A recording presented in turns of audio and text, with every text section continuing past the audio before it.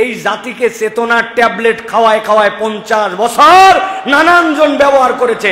এখন সত্য কথা বলার সময় আসছে, যা সত্য সেই সত্য প্রকাশ করতে হবে, ঠিক কিনা? একদল লোক এইগুলার থেকে আমাদেরকে নানান, তারা 3 বার পুরা কোরআন মজিদ পড়েছে, পড়ে তিনি বলতেছে আপনারা চুপ করে যান। ব্যাককল শব্দ চয়নে আমার নবীর বিপক্ষে তুমি কথা বলো, শব্দ চয়নের নামে কবিতার কবির কথা বলার দ্বারা তুমি উল্টাপাল্টা কথা বলো।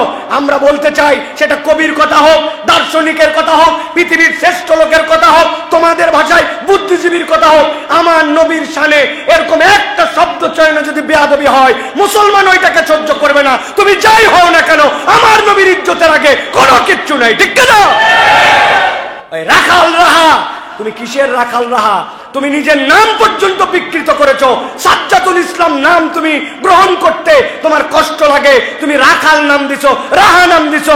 মুসলমানদের পাঠ্যপুস্তক নির্বাচনের জন্য দায়িত্ব নিয়েছো, আবার ভণ্ডামি করে নবী করিম সাল্লাল্লাহু আলাইহি ওয়াসাল্লামের বিপক্ষের বিভিন্ন স্ট্যাটাসকে উমুক কবির তুমুক কবির ভাষ্য বলে, স্যাটায়ার বলে তুমি চালাবে, আর মুসলমান চুপ করে থাকবে। এত সোজা নয়, এই লোককে এই জায়গা থেকে সরাতে হবে, ঠিক না? দেশ স্টেবল থাক, এই দেশ গঠনমূলকভাবে চলুক, আমরা এই দেশকে অশান্ত করতে চাই না, কিন্তু আমার নবীর ইজ্জতের প্রশ্নে দেশ তো দূরের কথা, পৃথিবীর কাউকে তোয়াক্কা আমরা করবো না, ঠিক না? আমার নবীর ইজ্জতে তুমি বেয়াদবের মতো কথা বলো, কথা বলে আবার বলে তোমরা তো কিছু বুঝো না, তোমরা চুপ করো। আমি কোরআন মজিদ 3 বার পুরা খতম করি, তুমি কি 3 বার খতম করছো? সামনে আসো, আসার পরে দেখি না তোমার কাছে জিজ্ঞাসা করি খতম করে তুমি কি বুঝলে। মুরুক্ষ হলে তো এরকমই মুরুক্ষ হয়, পড়ার পরেও অর্থ বোঝে না, ওর নাম হচ্ছে মূল মূর্খামি, ঠিক কিনা? আপনাকে বলছিলাম না, বাপ বলছে ছাদের থেকে যে আদলা ইটগুলো আছে, ইটগুলা নিচে ফেলে দিবি, তবে ফেলার সময় কিন্তু খেয়াল করে ফেলবি, মানুষ দেখে ফেলবি। ও তো ছাদের থেকে যা ইট নিচে ফেলছে, মানুষ টার্গেট করে করে সবগুলা ফেলাইছে। বাপ কি বলছিল যে মানুষ টার্গেট করে ফেলাতে? কিন্তু বলদ বুঝছে কি?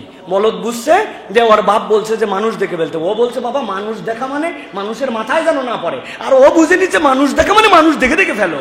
তো তুমি কোরআন পড়ছো 3 বার, কিন্তু এটা তুমি কিচ্ছু বুঝো নাই, ওইটা পরে আরো গাফেল হয়েছো, কেননা ওস্তাদ দিয়ে পড়তে হয়, তুমি নিজে নিজেই ওস্তাদ হয়ে গেছো, ঠিক কিনা?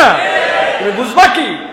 এই জন্য আমরা বলতে চাই, খবরদার, আল্লাহ নবীর ইজ্জত নিয়ে কেউ যদি কোন রকম কথা বলে, এই দেশে কোনো কালে ছাড় দেওয়া ছিল না, কিয়ামত পর্যন্ত মুসলমানরা ছাড় দিবে না, ঠিক না? মনে রাখবা, প্রত্যেকটা শব্দ তোমাদের সব মেনে নিতে রাজি আছি। আমার নবীর ইজ্জত, আমার নবীর শানের সাথে কোনো বেয়াদবি, গোস্তাকি সহ্য করা হবে না। কিসের দেশ স্থিতিশীল অস্থিতিশীল? দেশ গোল্লায় যাক, আমার নবীর ইজ্জতের আগে দেশ না, মনে রাখো। আমার নবীর ইজ্জত আগে, তারপরে দেশ।